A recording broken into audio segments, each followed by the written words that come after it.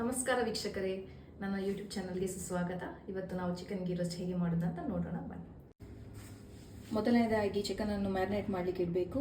ಅದಕ್ಕಾಗಿ ನಾನು ಅರ್ಧ ಕೆ ಜಿ ಚಿಕನನ್ನು ಇಟ್ಕೊಂಡಿದ್ದೇನೆ. ಇದಕ್ಕೆ 2 ಸ್ಪೂನ್ ಮೊಸರನ್ನು ಹಾಕಬೇಕು. ಮನೆಯಲ್ಲೇ ಮಾಡಿಟ್ಟುಕೊಂಡಿರುವ ಜಿಂಜರ್ ಗಾರ್ಲಿಕ್ ಪೇಸ್ಟನ್ನು ಹಾಕಿದ್ದೇನೆ.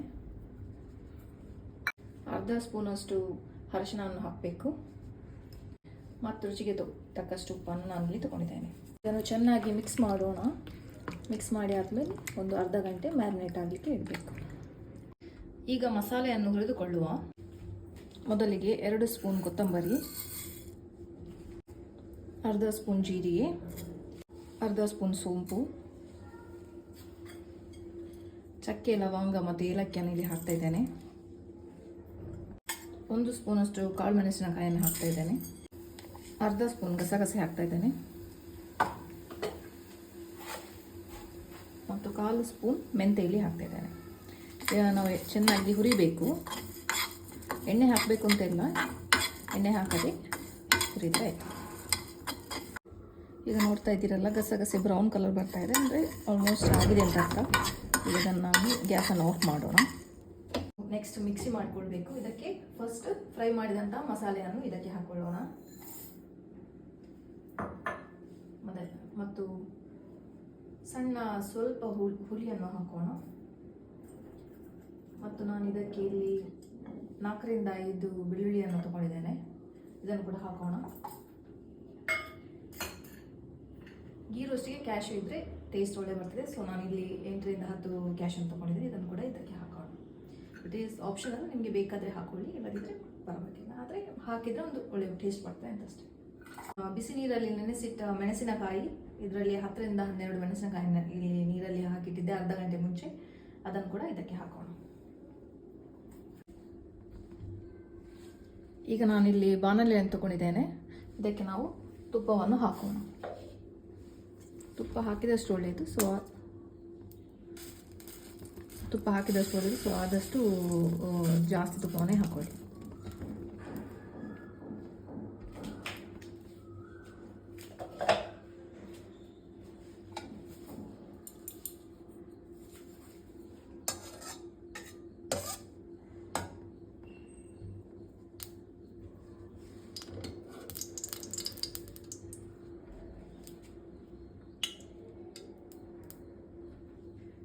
ತುಪ್ಪ ಬಿಸಿ ಆಗಿದೆ. ಈಗ ಮ್ಯಾರಿನೇಟ್ ಮಾಡಿಕೊಂಡಂತಹ ಚಿಕನನ್ನು ಇದಕ್ಕೆ ಹಾಕೋಣ.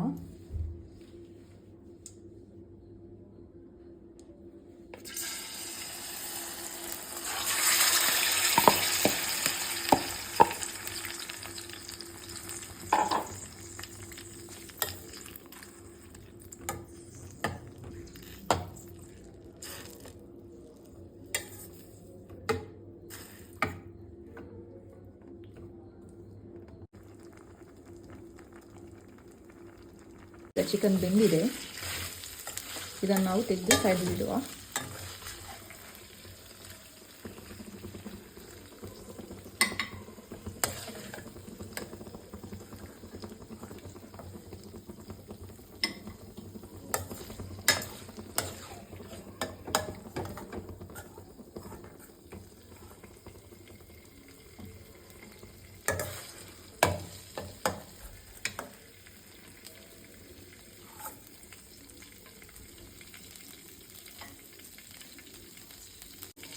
ಈಗ ಇದೇ ಬಾಣಲೆಗೆ ನಾವು ರುಬ್ಬಿಕೊಂಡಿರುವಂಥ ಸಾಮಗ್ರಿಗಳಿದೆ ಅಲ್ಲ, ಅದನ್ನೆಲ್ಲ ಇದಕ್ಕೆ ಹಾಕಬೇಕು.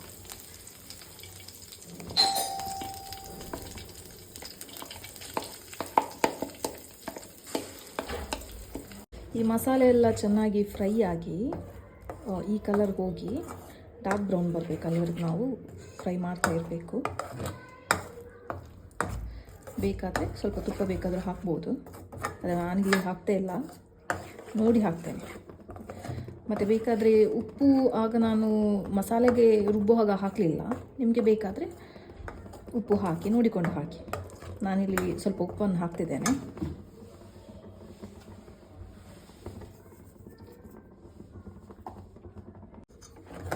ನೀರು ಹಾಕಲಿಕ್ಕಿಲ್ಲ, ನೀರು ಹಾಕದೆ ತುಪ್ಪದಲ್ಲೇ ಇದು ಫ್ರೈ ಆಗಬೇಕು.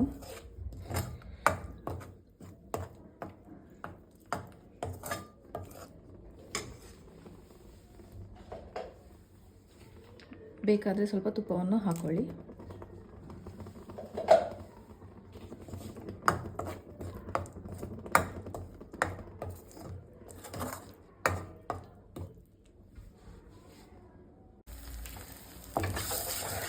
ಈಗ ನೋಡಿ ಮಸಾಲೆ ಎಲ್ಲ ಚೆನ್ನಾಗಿ ರೋಸ್ಟ್ ಆಗಿದೆ. ರೋಸ್ಟ್ ಆಗಿ ಎಣ್ಣೆ ಬಿಡ್ತಾ ಉಂಟು. ಕಲರ್ ಕೂಡ ಚೇಂಜ್ ಆಗಿದೆ, ಡಾರ್ಕ್ ಮರೂನ್ ಆಗ್ತಾ ಉಂಟು. ಈಗ ನಾವು ಬೇಯಿಸಿಕೊಟ್ಟು ಇಟ್ಟಿದ್ದೇವಲ್ಲ ಆ ಚಿಕನನ್ನು ಇದಕ್ಕೆ ಹಾಕಬೇಕು.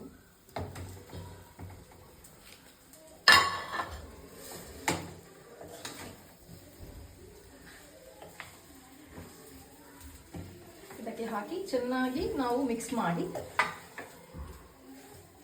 ಪುನಃ ಬೇಯಲಿಕ್ಕೆ ಇಡಬೇಕು. ಬಟ್ ಕೈ ಆಡಿಸ್ತಾ ಇರಬೇಕು, ರೋಸ್ಟ್ ಆಗಬಾರ್ದು. ಬೇವಿನ ಸೊಪ್ಪನ್ನು ಕೂಡ ನಾನು ಇಲ್ಲಿ ಹಾಕ್ತಾ ಇದ್ದೇನೆ.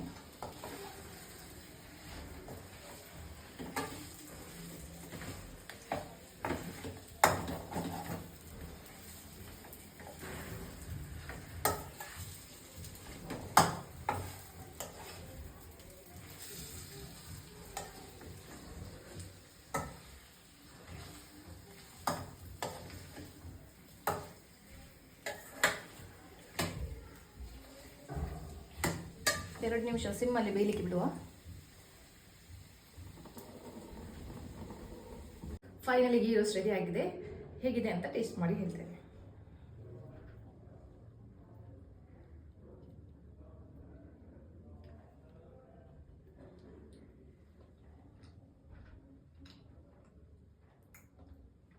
ಒಳ್ಳೆದಾಗಿ ಬಂದಿದೆ. ನಿಮಗೆಲ್ಲರಿಗೂ ನನ್ನ ಈ ರೆಸಿಪಿ ಇಷ್ಟ ಆದರೆ ದಯವಿಟ್ಟು ಲೈಕ್ ಮಾಡಿ, ಶೇರ್ ಮಾಡಿ ಮತ್ತು ಸಬ್ಸ್ಕ್ರೈಬ್ ಮಾಡಿ.